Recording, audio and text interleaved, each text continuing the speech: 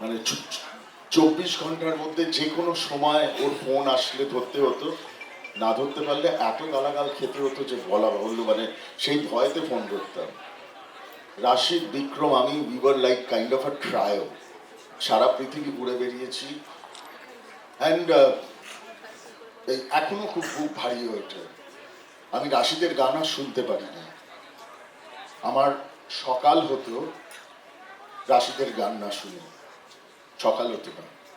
এখন রাশিদের গান শুনলে আমার চোখেই জল বেরিয়ে আসে। ওর এইভাবে চলে যাওয়াটা উচিত হয়নি, কিন্তু রেখে গেছে রাশিদ, একজনকে তৈরি করে দিয়ে গেছে। এবং আমি খুব গর্ব করে বলছি যে আরমানকে দিয়ে এই ছবিতে গান গাওয়াতে পেরে জিৎ এবং আমার দুজনের মন ভরে গেছে।